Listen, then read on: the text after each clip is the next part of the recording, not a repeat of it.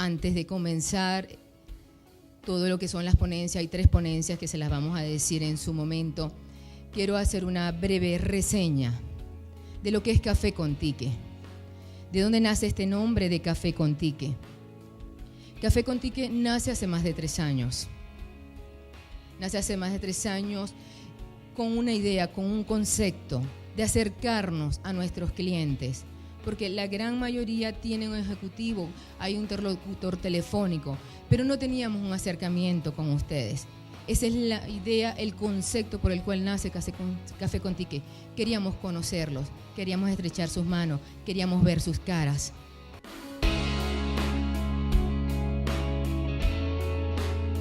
Vamos a ver el tema, algunos conceptos. Hay un concepto, el primero, de tantos conceptos. Simplemente el cambio es ir de una dirección a otra, básicamente. Personas, objetos, etcétera. Pero acá vamos a ver 2 conceptos, uno asociado a el tema de la adaptación de las organizaciones a las diferentes transformaciones que sufre el medio ambiente interno o externo y que se estabilizan por el aprendizaje. O sea, aquí lo estamos viendo más desde la perspectiva del cambio en función del contexto en el cual me estoy moviendo y que esa interacción me obliga a ir haciendo adaptaciones internas. Hay fuerzas externas, por ejemplo, características demográficas. Estaba leyendo empresas que han ido en función de los estudios de las edades de la población, haciendo variaciones en sus productos, porque quieren, por ejemplo, modernizarlos cuando la población va creciendo exageradamente y saben que tienen un exceso de población joven. Entonces buscar darle frescura a la empresa para sentir que su espacio de mercado sea mucho más amplio, o a la inversa, ¿no?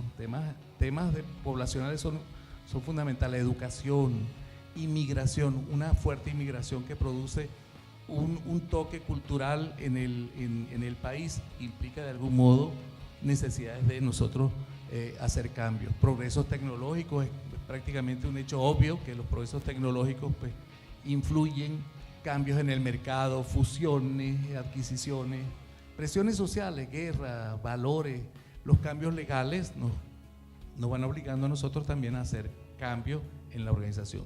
E internas, ya problemas como climas de insatisfacción. Ahora, hay distintos tipos de cambio. Así como nosotros tenemos un cambio meramente de look, que es un asunto meramente externo, también podemos tener un cambio más profundo. Decido replantearme mi vida en función de ciertos conceptos internos, o sea, tienen mucho más impacto. Aquí podemos hacer algo parecido. ¿Por qué? Porque lo importante de los procesos de cambio es saber qué tipo de cambio estamos realizando en nuestra empresa. Y aquí lo vamos a hacer apoyándonos en 2 categorías. Una, el alcance del cambio. No es lo mismo un cambio, por ejemplo, que nosotros estemos haciendo para un proceso único, para una función, ¿verdad?, que si lo estamos haciendo para una unidad de negocios, para un producto en particular, o para toda la empresa en su totalidad. Fíjense que hay un continuo que va desde un espacio, que es una unidad organizativa, hasta la empresa en su totalidad. El tema del cambio es un poco entenderlo para saber cómo gerenciarlo. Y esta lámina lo que quiero es indicar que el cambio es un fenómeno muy sencillo, en donde hay 3 elementos clave. Uno, que es la situación inicial, que es de donde nosotros queremos salir. El otro tema es simplemente hacia dónde quiero ir, que es la situación objetivo. Y en el medio tenemos todo el tema de la transición, que es el concepto más difuso, más difícil, porque vamos en la travesía. Si no se conoce en qué consiste el cambio para que se lleve a cabo y cuál es su impacto en términos personales, hay resistencia.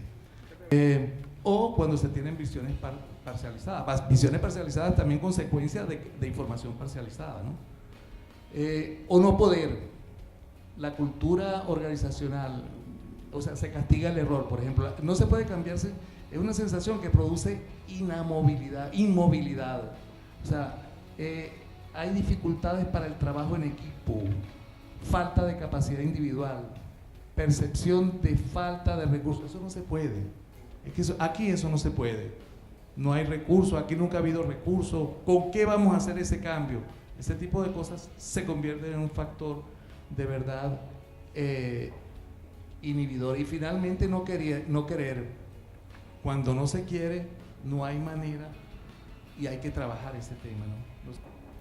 Como líderes de cambio es importante estar preparados para afrontar todas las situaciones que pongan a prueba la estabilidad. Aquí el mensaje es un poco que si el tema del cambio es inexorable y el tema es que para cambiar hay que gerenciarlo, entonces quienes están haciendo este liderazgo estén preparados para afrontar todas las situaciones que pongan a prueba la estabilidad y capacidad de respuesta de la organización.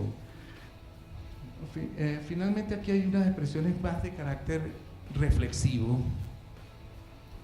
Una primera reflexión, ese es Albert Einstein, el que estaba ahí. Sí, no pretendamos que las cosas cambien si siempre hacemos lo mismo. Esto es lo que les traía a ustedes en esta mañana. Les agradezco mucho la atención que han tenido.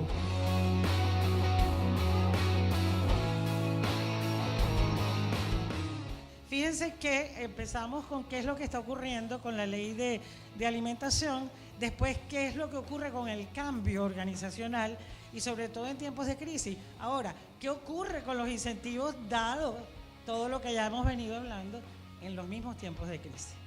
¿Ok? Entonces, ¿cuándo podemos, debemos, tenemos que flexibilizar los esquemas de compensación en las organizaciones?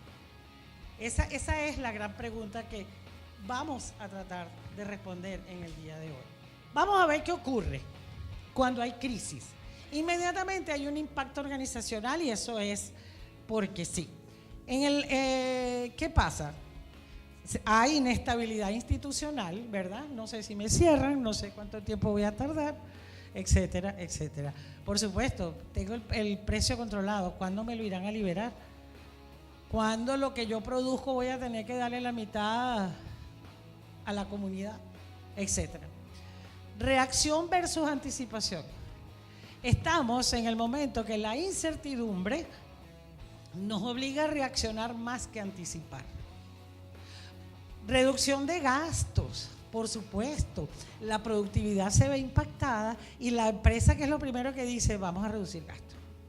Y ahora, ¿qué pasa en el trabajador? El trabajador empieza a pasar por una cantidad de, vamos a decir, respuestas emocionales. ¿Se acuerdan las respuestas emocionales del cambio? Pues más o menos parecido. Hay inseguridad, miedo, incertidumbre, desesperanza. Señores, por supuesto, desmotivación, pérdida de la intención positiva para la acción. Eso es lo que estábamos diciendo antes, que es el esfuerzo mínimo. O sea, yo voy y cumplo con lo mínimo indispensable para que no me voten. Entonces, vamos a ver entonces, ¿qué hace la organización cuando está pasando eso? Vean ustedes qué ocurre. Con la inestabilidad institucional, genera estrategias creativas que garanticen su continuidad.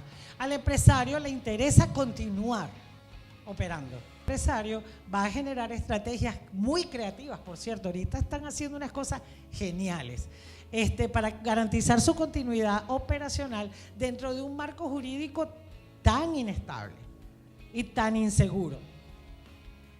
Por otra parte, hay reacción versus anticipación. ¿Qué hace la empresa? Revisa su propósito, vuelve a visitar su misión y su visión. Entonces reubica su propósito empresarial. ¿Para qué? Para poder planificar, prever con antelación lo que me pueda suceder. Con relación a la reducción de gastos, implementa acciones para incrementar la productividad y optimizar la eficiencia funcional. ¿Qué significa eso? Incrementar la eficiencia funcional significa revisar procesos, hacer reingeniería de procesos, mecanizar o automatizar procesos. Automáticamente, perdonen la redundancia, ¿que eso qué significa? Disminución del tamaño de la organización. Ok, Reducción de la alta inversión en talento, pues señores, implementa estrategias dirigidas a reingeniería, presupuestos eficientes, pero con reducción de gastos. O sea, si yo antes tenía un plan de entrenamiento, ¿verdad?, basado en cierre de brecha por competencias, etcétera, pues ahora no, resulta que ubico quién es el personal más clave de la organización y a ese es al que me aboco a desarrollarle un plan individual de carrera, a ese. Ahora, fíjense que todo de lo que hemos hablado es de lo que ocurre en la organización. Ahora, ¿qué pasa con la gente?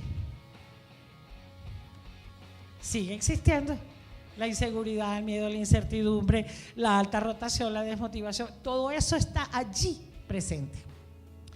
Cuando hablábamos de cambio decíamos, ¿verdad?, que uno de los grandes focos de resistencia es la no información.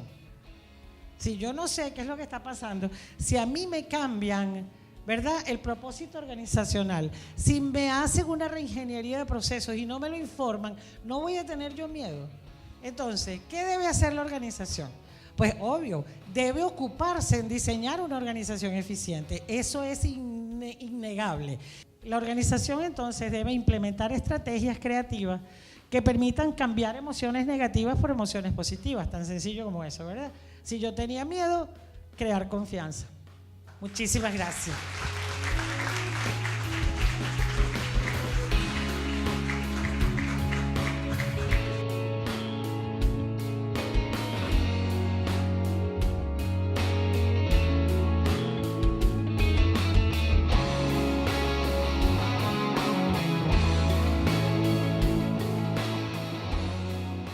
Bueno, de verdad me parece una buena iniciativa. Como dijo la presentadora, nos acerca más y nos ayuda al usuario a aclarar muchas dudas. Entonces es una oportunidad directa que de verdad no hay que desaprovechar.